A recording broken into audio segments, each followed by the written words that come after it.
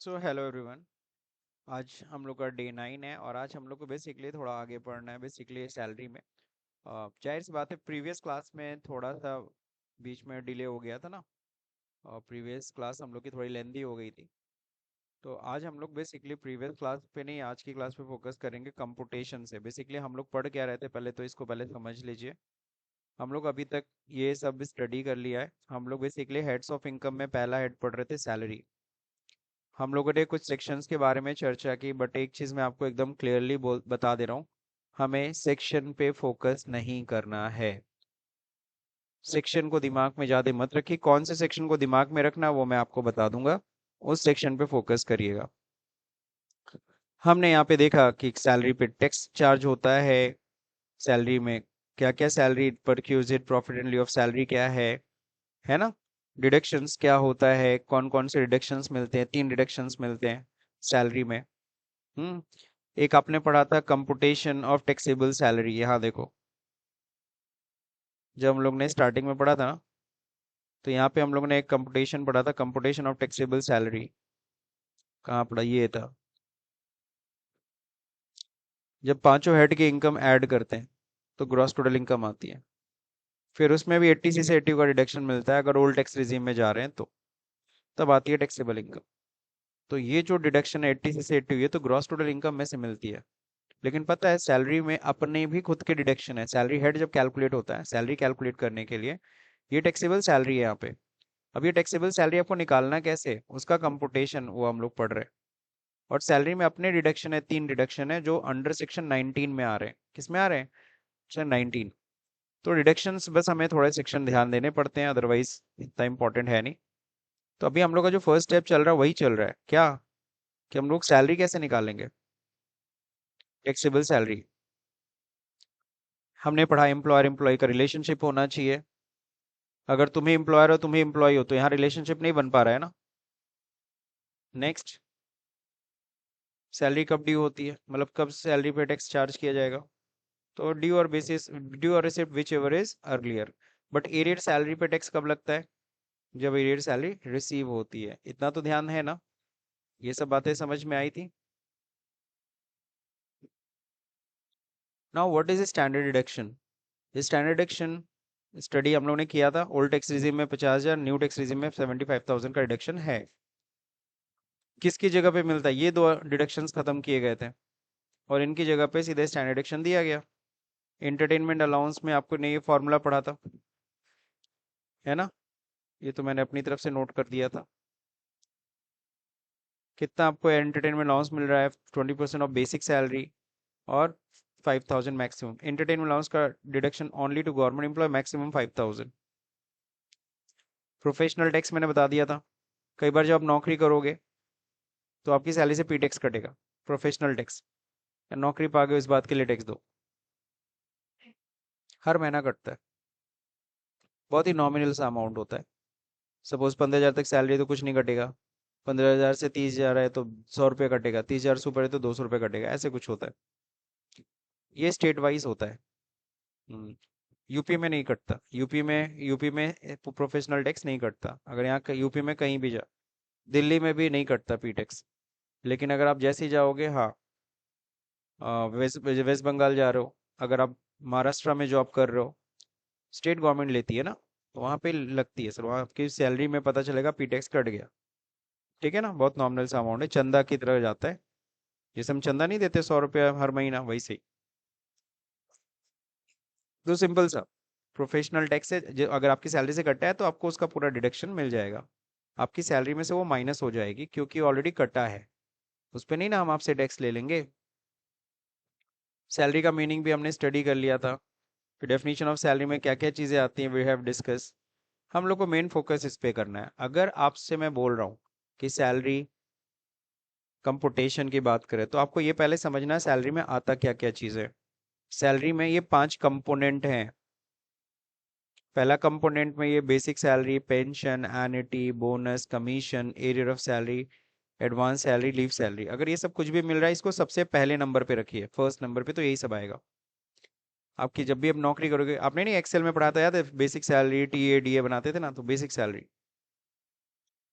Basic salary exactly वो salary होता है जिसपे बाकी सारा कंपोनेंट डिपेंड होता है। जैसे आपका HRA मिल रहा है तो आपको 20% मिल रहा है, तो 20% किसका? बेसिक सैलरी का। DA 40% है तो वो किसका? बेसिक सैलरी का। तो basic salary is the main point. Pension हो गया, एन्युटी हो गया, बोनस हो गया। पेंशन समझते हो सब लोग? पेंशन समझते हो?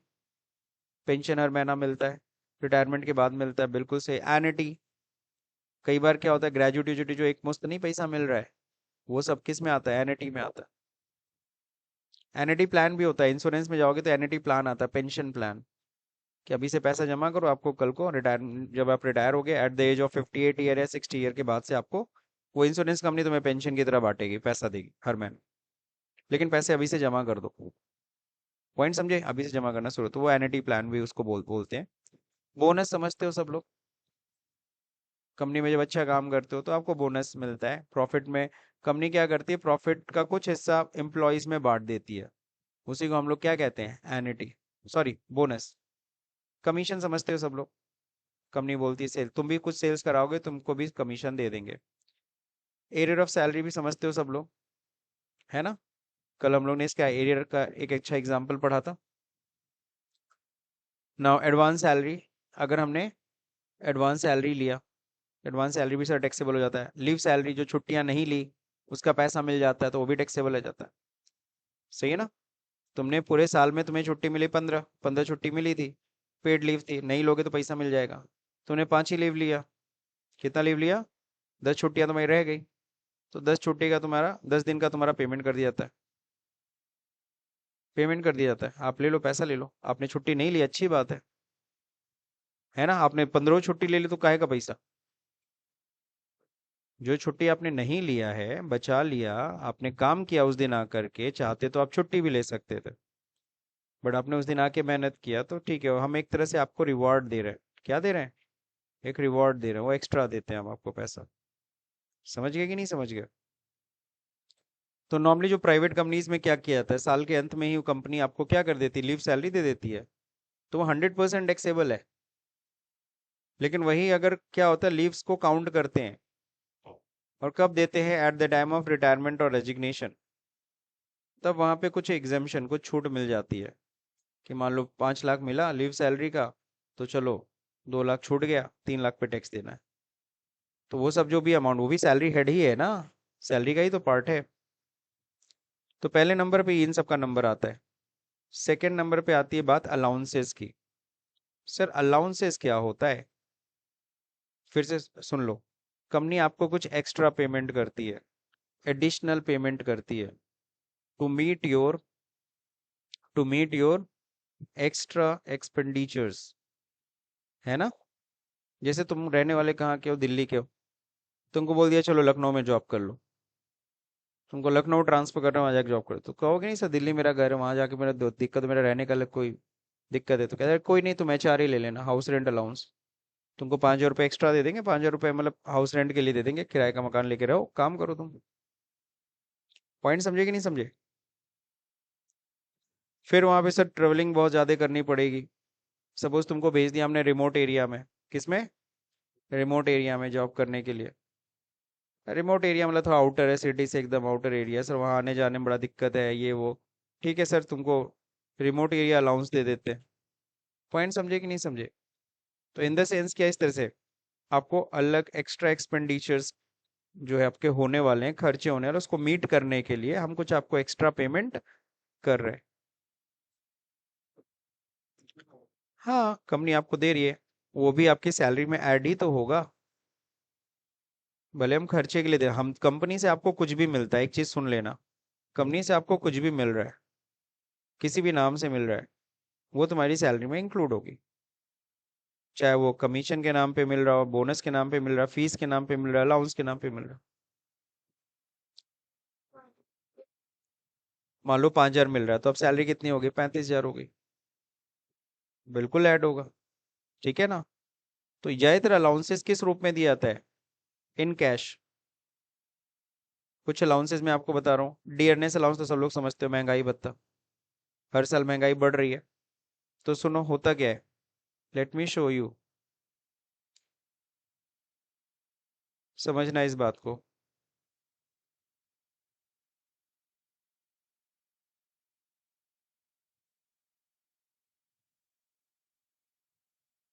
हम्म। तो जैसे होता क्या है, आपकी सैलरी है, ये बेसिक सैलरी है। बेसिक सैलरी सपोज करिए है क्या, आपकी 10,000 है।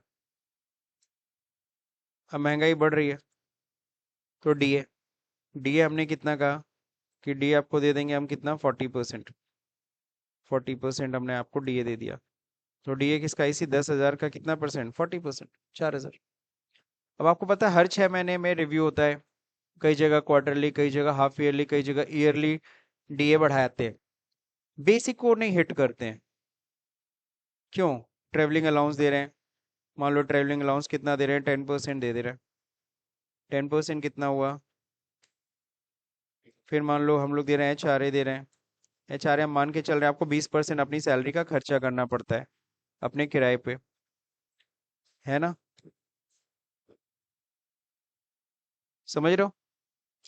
तो अगर आप देखोगे ना, नॉर्मली अगर हम सैलरी अगर दे रहे हैं, कुछ स्पेशल अलाउंसेस हो गया जो भी है, इस तरह से हम लोग दे रहे हैं, करीबन 17,000 आपकी सैलरी है। नॉर्मली आप देखोगे, आपने सुना होगा, गवर्नमेंट कहती है 10वां वेतन आयोग लागू कर रहे हैं, 11वां वेतन आयोग लागू कर रहे हैं। नॉर्मली ये वेतन आयोग क्या होता है, या फिर सपोज करो, नॉर्मली देखो क्या होता है ना, कि गवर्नमेंट या जो भी खासकर ऑर्गेनाइजेशन है, वो बेसिक को नहीं हिलाना चाहती है। क्योंकि बेसिक बढ़ाएगी ना, सब बढ़ जाएगा। बेसिक बढ़ाएगी, अब इसको 12,000 करे तो उसका 40 पर, उसका 10, उसका सब बढ़ जाएगा ना। तो कहता है महंगाई बढ़ रही है, ऐसा करते हैं हम तुम्हारा डीए बढ़ा देते हैं, 50% कर दिया। पॉइंट समझे कि नहीं समझे? तो कंपनियां या गवर्नमेंट ज्यादातर कोशिश क्या करती है, आपका डीए बढ़ा देती है। खासकर गवर्नमेंट ऑर्गेनाइजेशन में तो ऐसे ही होता है, वो जल्दी बेसिक को नहीं हिलाती। अगर बेसिक हिला दी, सपोज बेसिक को अगर 11 यहाँ पे 12,000 कर दी, तो सोचो सैलरी कितनी चली जाएगी। पॉइंट समझे कि नहीं समझे? इसलिए गवर्नमेंट कहती है कि ठीक है यार, महंगाई बढ़ रही है, हम क्या कर रहे हैं, तुम्हारा क्या कर रहे हैं, हर साल डीए बढ़ाते जाते हैं। तो ये 40, 50, 60, 70, और जिस समय पता चला 10 साल में एक बार बेसिक बढ़ाएंगे, तो उसको कहते हैं 10वां वेतन आयोग, 11वां वेतन आयोग लागू हुआ कल से। यानी सबकी अब बेसिक हिलेगी, और जब बेसिक हिलेगी तो सबकी सैलरी तेजी से बढ़ जाता है। वरना हर साल क्या करते हैं, हर 6 महीने पे, 3 महीने पे क्या करते हैं, डीए बढ़ाते हैं। पॉइंट समझ में आया कि नहीं आया? तो ये सिस्टम होता है।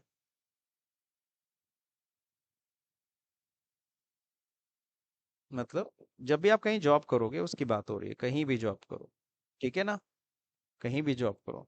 नॉर्मली क्या होता है, जो कंपनीज में होती है, कंपनीज के अंदर तो क्या करते हैं, ओवरऑल सैलरी बढ़ाते हैं। कि सपोज करो अगर आपकी सैलरी कितनी है, सपोज करो आपकी सैलरी है, सपोज 30,000 है, तो बाकी कंपनियों का अपना रूल होता है ना कि वो कितना बढ़ाना चाहते हैं, हमारे कहने से नहीं। आज के समय में इंडस्ट्रीज का नॉर्मल जो रेट है ग्रोथ का, वो 8% है। तो वो ऐसे नहीं, वो सीधे सैलरी 30,000 है, 30,000 सैलरी भी इसी तरीके से मिलेगी टूट के, लेकिन वो सीधे दे देते हैं 8% का ग्रोथ दे देते हैं, 7 से 8% का ग्रोथ इस समय मार्केट में, मतलब इंडस्ट्री में चलता है। तो यानी सैलरी आपकी कितनी हो गई फिर 1 साल बाद, 8% का ग्रोथ मिल जाता है। ठीक है ना? किसी की सैलरी सपोज कितनी है, 1,50,000 है सैलरी, तो उसको भी 8% का ही ग्रोथ देंगे, 8 से 7% का ग्रोथ मिलता है, तो उसकी सैलरी कितनी हो गई, 162 हो गई।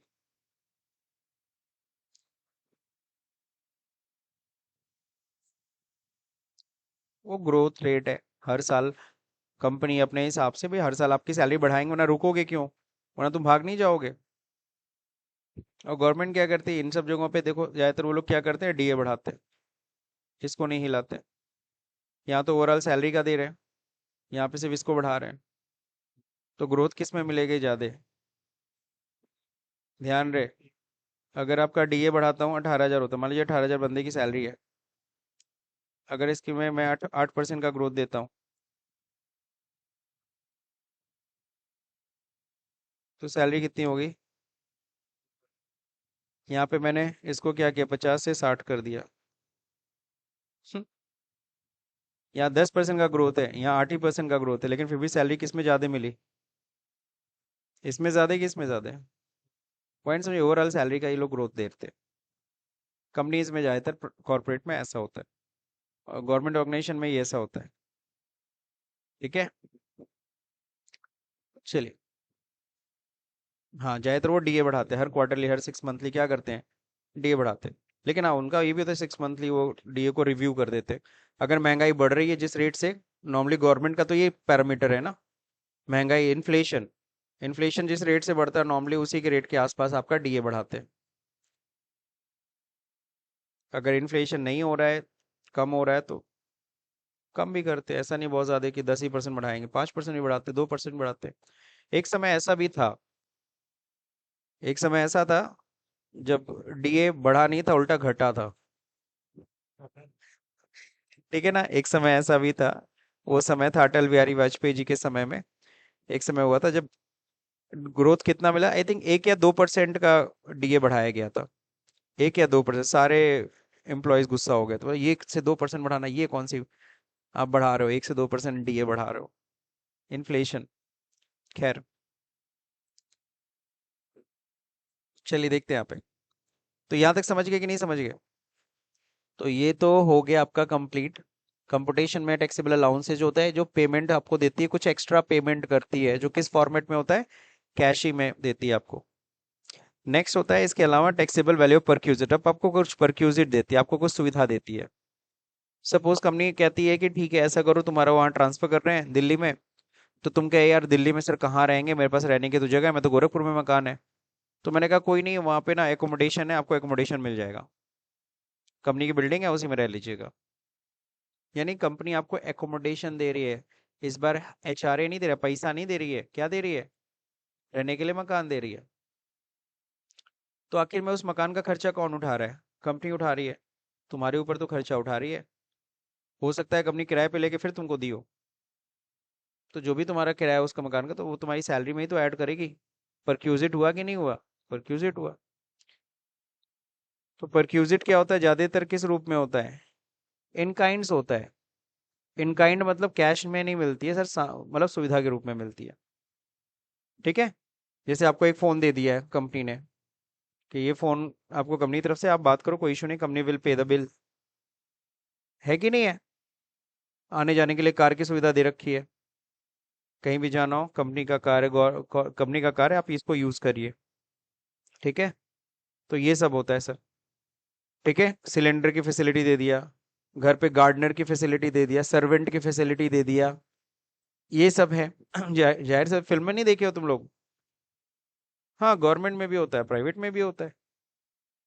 ठीक है ना, गवर्नमेंट में भी है, प्राइवेट में भी है। प्राइवेट में भी बहुत सी ऐसी जॉब्स होते हैं जिनमें आपको एकोमोडेशन दे देते हैं, डीए दे देते हैं, बहुत और कई चीजें दे देते हैं, मीन्स, है ना। तो पता चलता है आप कंपनी से आ रहे हो, वापस अपने घर पे देख रहे हो बेडशीट चेंज हो गई, क्या बात है, तुम्हारे सारे कपड़े धुल के प्रेस होके रखे हुए हैं, क्या बात है। अगले दिन बस ऑफिस जाना है, ऑफिस भी जाने के लिए बाहर कार गाड़ी आ गई है, ऑफिस पहुंच गए, काम कर रहे हैं। पॉइंट समझे कि नहीं समझे? तो ऐसा भी होता है सर। तो है, तो परक्यूजिट्स तो ऐसा नहीं है कि सिर्फ गवर्नमेंट, नॉन गवर्नमेंट सब ये सब सुविधाएं देती हैं, परक्यूजिट्स देती हैं। तुम्हारा मेडिकल इंश्योरेंस करा दिया किसने, कंपनी ने। कोई भी प्रॉब्लम होगा तुमको, तुम्हारी फैमिली को ले जाओ हॉस्पिटल में, इंश्योरेंस कंपनी करा के रखा है, पेमेंट कंपनी देगी, तुम्हें कोई टेंशन नहीं करना। पॉइंट समझे? तो ये सब है। नेक्स्ट देखिए यहाँ पे एम्प्लॉय, ये तो हो गया परक्यूजिट, हो गया परक्यूजिट, समझ गए।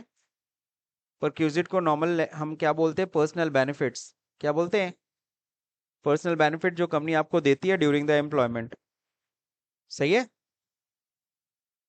नेक्स्ट क्या है, profit and leave of salary, sorry, employers contribution to PF, आपका प्रोविडेंट फंड, भविष्य निधि इसको हिंदी में कहते हैं। तो क्या होता है कि एम्प्लॉय काम कर रहा है, एक समय के बाद तुमको हम रिटायर कर देंगे। क्या कर देंगे, कब? नॉर्मली 60 साल की एज है ना। तो 60 साल की एज पे मान लीजिए आपको हम रिटायर कर दे रहे हैं। एक चीज बताओ, 60 साल के बाद तुम्हें पैसे की जरूरत नहीं पड़ेगी क्या?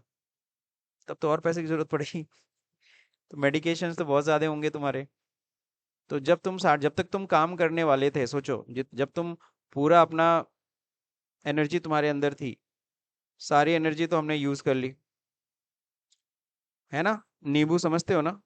नी- इसके बाद जब तुम किसी लाइफ तुम्हारी मैंने एनर्जी जो खत्म हो गई, 60 ईयर रिटायरमेंट है, तुम कहे, बेटा तुम वही कंपनी से बाहर कर रहे हैं हम। तो सर जी उस समय तुम्हें पैसे की जरूरत पड़ेगी कि नहीं पड़ेगी? तुम बाकी की लाइफ कैसे सरवाइव करोगे? तुम्हारी सैलरी खत्म, सब कुछ खत्म। तो इसीलिए ये कंपनी की रिस्पॉन्सिबिलिटी है कि एम्प्लॉय का फ्यूचर सिक्योर करो। किसकी रिस्पॉन्सिबिलिटी है? कंपनी की। तो कंपनी तुम्हारा पीएफ मेंटेन करती है, प्रोविडेंट फंड जो कि गवर्नमेंट की पॉलिसी है। तो उसमें क्या कहती है? गवर्नमेंट कहती है जितनी भी कंपनियां हैं जहां पे भी 20 या 20 से अधिक एम्प्लॉयज काम करते हैं, कितने से अधिक? 20 या 20 से अधिक एम्प्लॉयज काम करते हैं किसी भी कंपनी में, उस कंपनी को पीएफ मेंटेन करना कंपलसरी है, मैंडेटरी है। तो मान लो मेरी कंपनी है, मेरे यहाँ मान लो 200 एम्प्लॉयज काम करते हैं, तो मुझे क्या करना है? मेरी रिस्पॉन्सिबिलिटी कि उनकी सैलरी में से मैं 12% काटूंगा। मान लीजिए आपकी सैलरी है, आपकी सैलरी मान लीजिए 10,000 रुपये आपकी सैलरी है, 10,000 में 12% मैं काटूंगा, 1,200 रुपये काटा, फिर 1,200 रुपये अपनी जेब से भी लगाऊंगा, और आपके पीएफ खाते में 2,400 जमा होगा हर महीने। आपकी सैलरी 15,000 है, तो आपकी सैलरी का 12% कितना? 1,800 रुपये कटेगा, मैं भी अपनी जेब से 1,800 डालूंगा, आपके खाते में जाएगा 3,600 रुपये हर महीना। और ये पैसा जो जमा हो रहा है, ये कहाँ जमा हो रहा है? गवर्नमेंट का पीएफ डिपार्टमेंट गवर्नमेंट डिपार्टमेंट है, वहां जाके जमा होता है, और उस पर हर साल आपको ब्याज मिलता है। वो ब्याज आपका बनता रहेगा, लेकिन मिलेगा नहीं हाथ में, मिलेगा कब? At the time of retirement और resignation, whichever is earlier. तो मान लो तुमने किसी कंपनी में काम कर लिया 20 साल 25 साल, अब उस कंपनी को छोड़ के जा रहे हो, तो 20 25 साल तक तो जो तुम्हारा पीएफ जमा हुआ है, कल को तुमको रिटायरमेंट पे आराम से 12 15 लाख रुपए 20 लाख रुपए मिल जाता है, फिर उसको तुम आगे यूज करो, और भी ज्यादा मिल सकता है तुम्हारे ऊपर। पॉइंट समझे? तो उस पैसे से तुम कई काम कर सकते हो आगे रिटायरमेंट के बाद, है कि नहीं है? क्लियर हो गया सबको? तो पीएफ कटता है, सुनो। तो तुम्हारे पीएफ में एक, तुम तो तुम्हारी सैलरी से तो कट ही रहा है, एम्प्लॉयर भी तो दे रहा है। एम्प्लॉयर कितना दे रहा है? 12%। लेकिन अगर एम्प्लॉयर कितने से ज्यादा दे दे, 12 से ज्यादा देता है, तब तुम्हारी सैलरी में ऐड होगा, तो वो टैक्सेबल हो जाएगा। गवर्नमेंट कहता है 12% करना कंपलसरी है, अगर 12 से ज्यादा करता है तो वो तुम्हारी सैलरी में ऐड कर देंगे हम। जैसे मान ली तुम्हारी सैलरी 10,000 है, हम कहते हैं नहीं नहीं शिखा, तुम्हारे हम पीएफ में हम 15% कंट्रीब्यूट करेंगे। सही है ना? तो कितना मैंने कंट्रीब्यूट किया? 1,500 रुपये। 1,200 रुपये, 1,200 रुपये जो है वो एग्जाम्प्ट है। 1,200 ऊपर कितना किया? 300 रुपये एक्स्ट्रा किया। तो 300 रुपये तुम्हारी सैलरी में ऐड हो जाएगी, यहाँ पे कंपुटेशन में ऐड होगी, 12% से ज्यादा जितना है। हाँ, 12% तक तुम्हारी सैलरी में नहीं ऐड करेंगे, अगर उतना कंट्रीब्यूट करता है एम्प्लॉयर तो आपकी सैलरी में नहीं ऐड होता है। 12 से ज्यादा कंट्रीब्यूट करेगा तो आपकी सैलरी में ऐड होगा, तो नॉर्मली कोई करता उरता नहीं है। कंपनी को पागल कुत्ता काटता है कि हम फालतू में 15% देंगे। 12% गवर्नमेंट बोलता है 12% देना है तो देना है, नहीं देंगे तो ताला लगा देगी मेरी कंपनी के बाहर। ये लेबर लॉ है सर। क्या है? लेबर लॉ क्या होता है? जो एम्प्लॉयज के हक के लिए जो कानून बने हुए हैं, तो उसमें पीएफ एक्ट है, पीएफ का कानून है जो पूरे भारत में लागू होता है। जिस भी कंपनी में 12 या 20 से अधिक एम्प्लॉयज काम करते हैं वहाँ पीएफ एक्ट लागू हो जाता है। अगर मेरी कंपनी ने, भले कितनी बड़ी कंपनी हो, अगर लेबर लॉ को का उल्लंघन किया ना, इफ आई क्रॉस, है ना, देन व्हाट हैपन? कंपनी चाहे गवर्नमेंट चाहे तो मेरी फैक्ट्री पे, मेरी कंपनी को सील कर सकती है। पॉइंट समझे? इसीलिए कोई कंपनी जल्दी इन सब चीजों के साथ खिलवाड़ नहीं करती है। पॉइंट समझे? नेक्स्ट देखिए आगे। फिर आपको पता है, जो आपका जो पीएफ का पैसा जमा उस पर ब्याज भी बनता है, इंटरेस्ट। तो इंटरेस्ट अगर कितने से ज्यादा बनता है, 9.5% से ज्यादा बनेगा, तो वो भी आपकी सैलरी में ऐड होगा। लेकिन 9.5% बहुत, एक जमाना था जब 10% 11% ब्याज हुआ करता था। तो अगर 10% होता था तो कितना एक्स्ट्रा हुआ? 0.5, वो आपकी सैलरी में ऐड होता।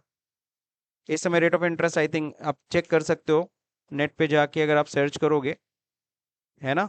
यहाँ पे मैं सर्च करता हूँ, current interest rate on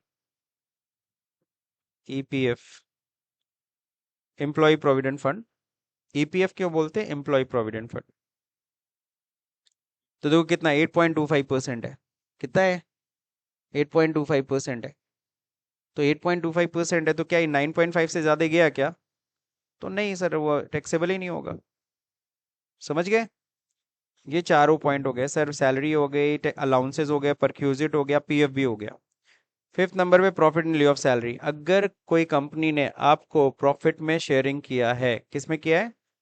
profit में शेयरिंग किया है कि चलो प्रॉफिट का ये हिस्सा आपको हम शेयर कर रहे हैं, तो क्या सैलरी में ऐड होगा कि नहीं होगा? बिल्कुल है, वो भी आपकी सैलरी है सर। कंपनी से मिल रहा है, मैंने बोल दिया स्टार्टिंग में ही। क्या बोला था? कंपनी से आपको कुछ भी मिलता है, किसी भी नाम से मिलता है, दैट इज सैलरी। सीधा सीधा बात। क्योंकि आप वहाँ पे एम्प्लॉई हो।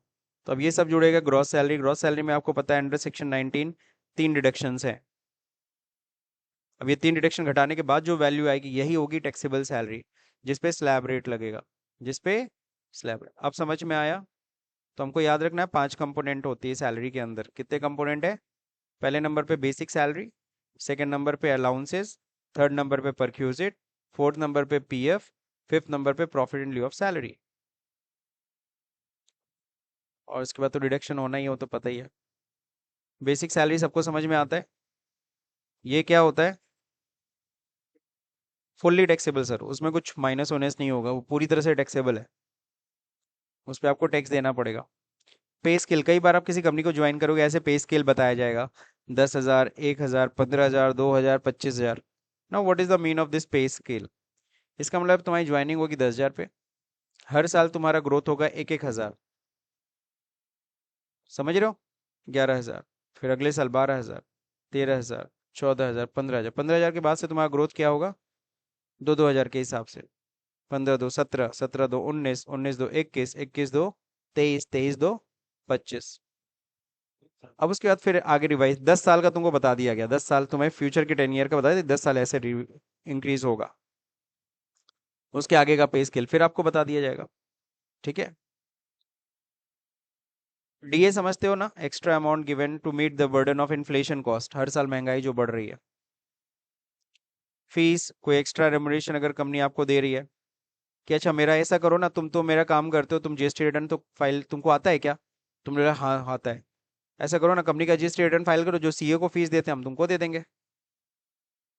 तो तुमने कंपनी का जीएसटी रिटर्न फाइल कर दिया, तुमको फीस मिल गई, वो भी तो तुम्हारे लिए सैलरी में ही आएगी। क्यों सैलरी में आएगी भाई? क्योंकि वो तो तुम्हारा काम नहीं था, लेकिन फिर भी तुमने काम किया, तुमको फीस मिल गई, तो वो सैलरी में क्यों आएगी? अदर सोर्स में आना चाहिए ना। क्योंकि कंपनी से मिली है सर, कंपनी से मिली है। मैंने पहले ही बोल दिया, कंपनी से कुछ भी मिलता है आपको, किसी भी नाम से मिलता है, वो क्या है? सैलरी है। Commission, it may be as a percentage of turnover. ये भी फुल्ली टैक्सेबल है, फीस भी फुल्ली टैक्सेबल है, डीए भी फुल्ली टैक्सेबल होता है, बोनस मिला है ये भी फुल्ली टैक्सेबल। बोनस कॉन्ट्रेक्चुअल हो सकता है, वॉलेंट्री हो सकता है। कॉन्ट्रेक्चुअल मतलब जब तुम्हारा अपॉइंटमेंट हुआ था ना हमारी कंपनी में, हमने बोल दिया था हर साल तुमको दिवाली में बोनस देंगे, है ना? और एक ये भी हो सकता है वॉलेंट्री, ऐसा कुछ बोला वाला नहीं था अपॉइंटमेंट लेटर में, लेकिन इस साल कंपनी को बड़ा अच्छा प्रॉफिट हुआ और company is become so happy. और ये सब आप लोग की मेहनत का नतीजा है। ऐसा करते हैं, हम लोग इस बार अनाउंसमेंट कर रहे हैं कि हम अपने प्रॉफिट का 5% हम अपने एम्प्लॉयज में बांट देंगे। तो बांट दो अच्छी बात है। तो वो वॉलेंट्री है, कंपनी चाहे तो देगी, नहीं तो चाहे वॉलेंट्री हो चाहे कॉन्ट्रेक्चुअल हो, वो क्या होता है? फुल्ली टैक्सेबल है। अब हम बात करेंगे अलाउंसेस का। बहुत बड़ा बड़ा लिखा है ना? दिक्कत होगी तुम लोग को पढ़ने में, मतलब ज़्यादा ही बड़ा है। यहाँ पे क्या करते हैं, जूम का पॉइंट नहीं है क्या?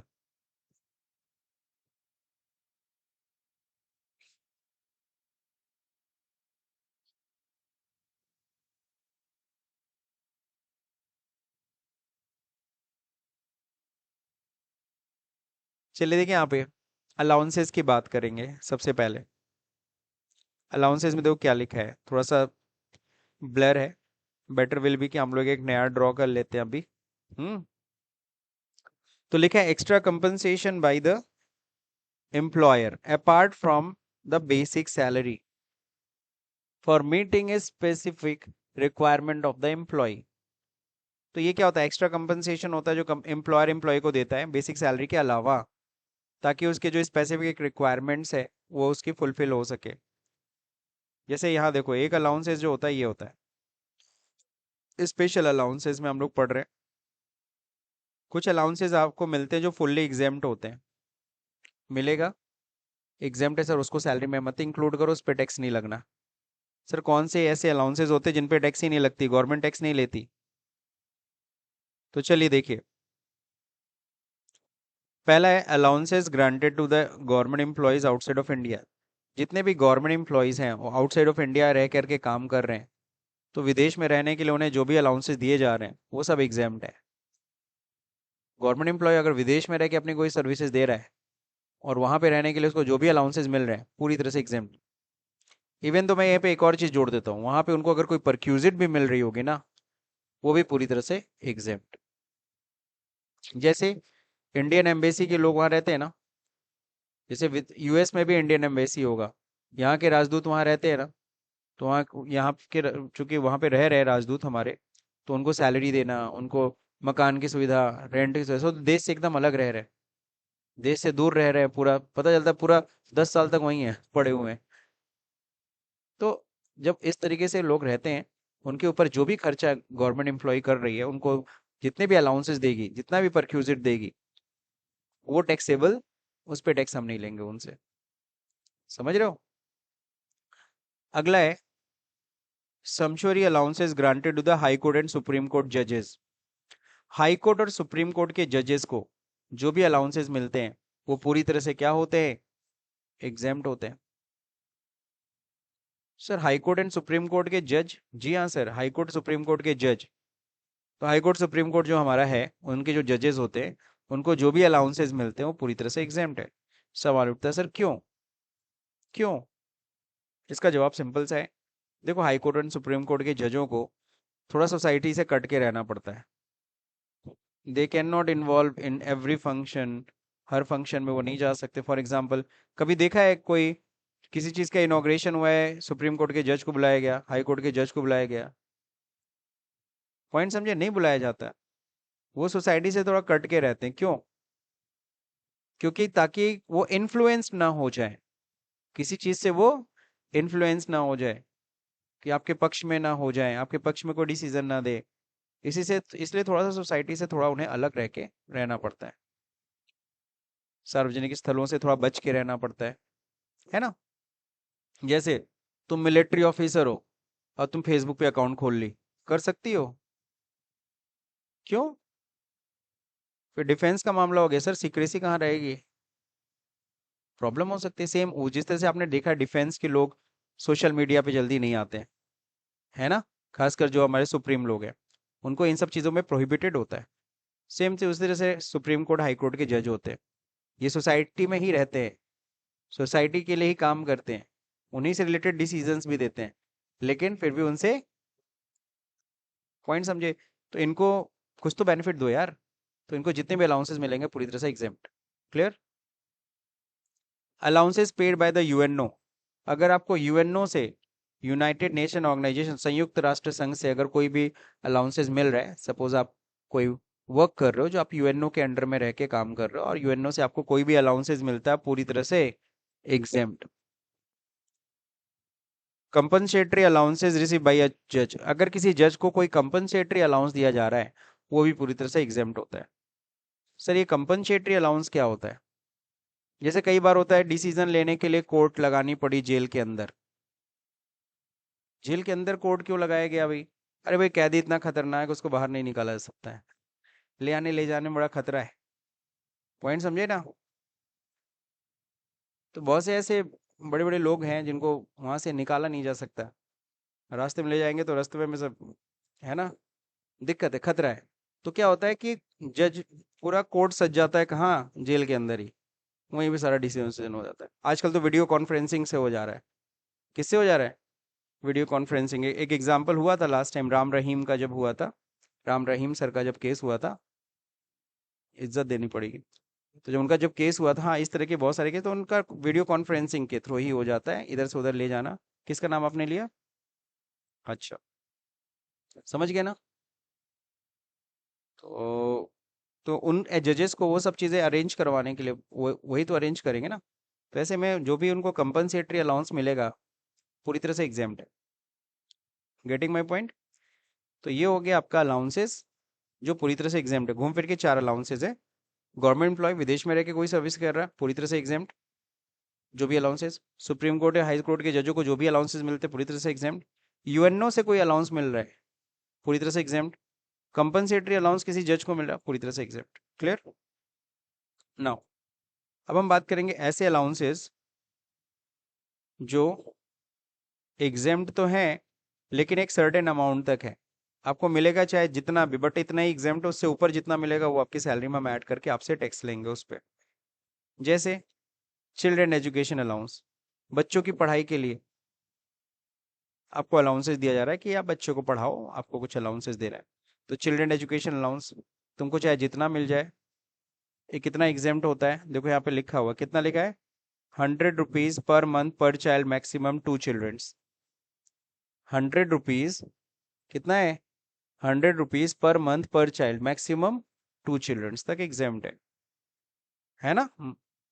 मान लो एक एम्प्लॉय है, उसको अपने बच्चे की पढ़ाई के लिए 500 रुपये हर महीना मिल रहा है कंपनी की तरफ से।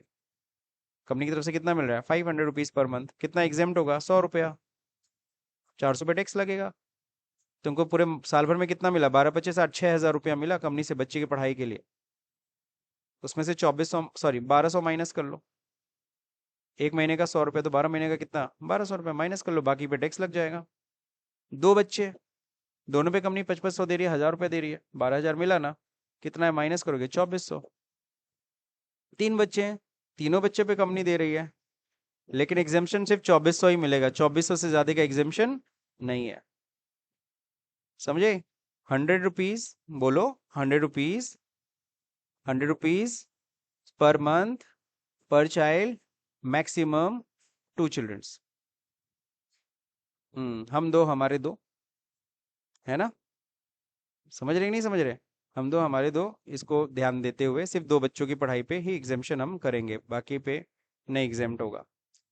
अब कई बच्चों के हॉस्टल एक्सपेंडिचर अलाउंस के लिए भी अगर कोई कंपनी अपने एम्प्लॉयज को दे रही है, बच्चे के हॉस्टल एक्सपेंडिचर अलाउंस के नाम पे कुछ दे रही है, तो उसमें हम लोग कितना एग्जाम्पशन कर देंगे, 300 रुपये पर मंथ पर चाइल्ड मैक्सिमम 2 चिल्ड्रंस। समझ रहे हो।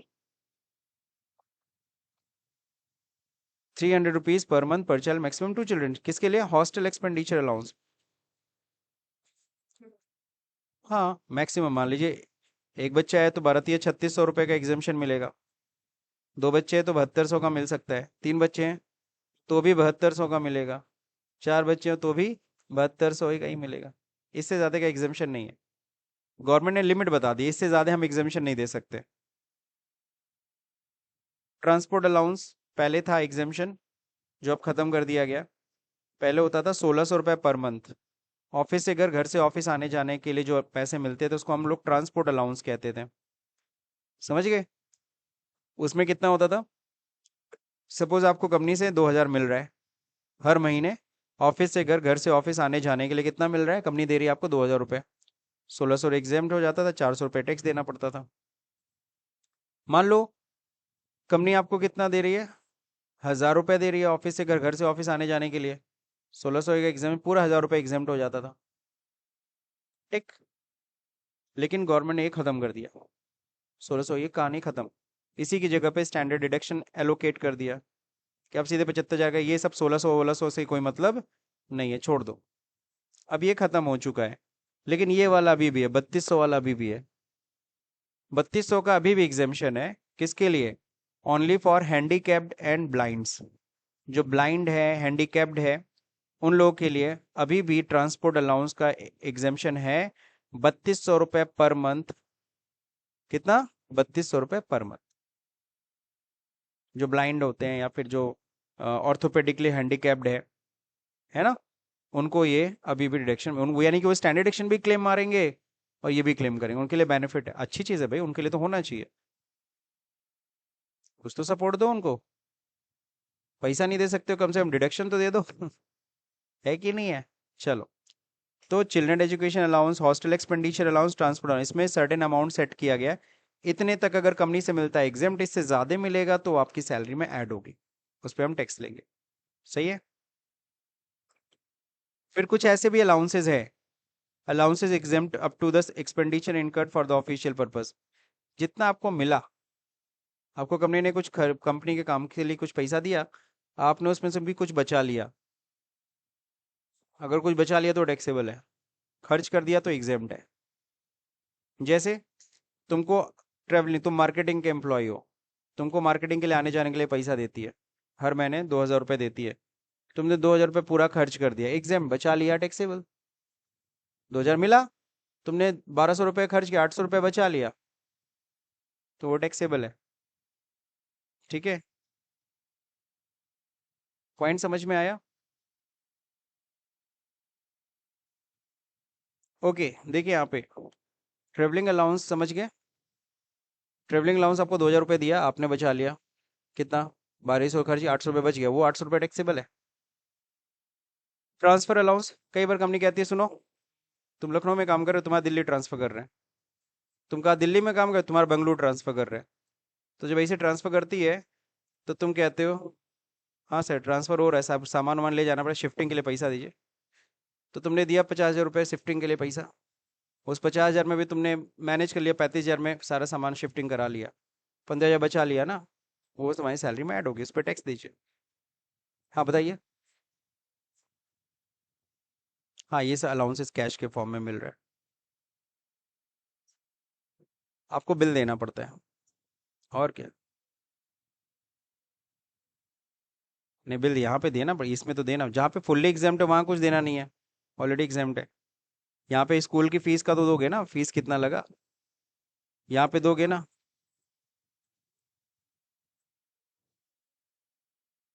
ना ट्रेवलिंग अलाउंस, जैसे तेल डलवाते हो, मार्केटिंग एम्प्लॉयज़ को तेल उल डलवाने के लिए पैसे मिलते हैं, तो तेल का तो बिल ले सकते हो ना। बाकी इतना अज्यूम्ड होता है, कहने के लिए है, ज़्यादातर लोग कौन बताएगा कितना बच गया, लेकिन जो लॉ है, हम लोग तो लॉ पढ़ रहे हैं ना, लॉ में तो हम ईमानदारी से पढ़ेंगे भाई, जितना खर्च हो गया एग्जाम बचा लिया तो टैक्सेबल। वो अलग बात है, लोग दिखाते हो खाते नहीं है। ट्रांसफर अलाउंस समझ गए ना, कन्वेंस अलाउंस, आपको होगा कि यार सुनो, आपका ना ऐसा करो, कल आपको जाना पड़ेगा दिल्ली, 3 दिन की आपकी वो है ट्रेनिंग है, तुम यहाँ से दिल्ली जाओगे, वहाँ कोई होटल में रुकोगे, खाना पीना खाओगे, फिर वहाँ से ट्रेनिंग प्लेस पे आओगे जाओगे, इन सब का खर्चा होगा कि नहीं होगा? तो ये सब खर्चा जोड़ के तुम कंपनी से ले रहे हो, कंपनी ने तुमको 10,000 रुपये दिया था, तुमने 8,000 रुपये खर्च कर दिया, 2,000 बचा लिया, टैक्सेबल। पॉइंट समझे? कैश मतलब इन द सेंस है, ऐसे ऐसे नहीं देती है, आपके खाते में ट्रांसफर, कंपनी तो हमेशा ट्रांसफर करती है, अकाउंट में ट्रांसफर कर दिया। छोटा मोटा अमाउंट अगर 10,000 से कम है तो कैश देगी, 10,000 से ऊपर जाओ, वहाँ 40-50 हज़ार रुपये तुमको कैश देगी, भाई ट्रांसफर अलाउंस नहीं देगी। Shifting cost,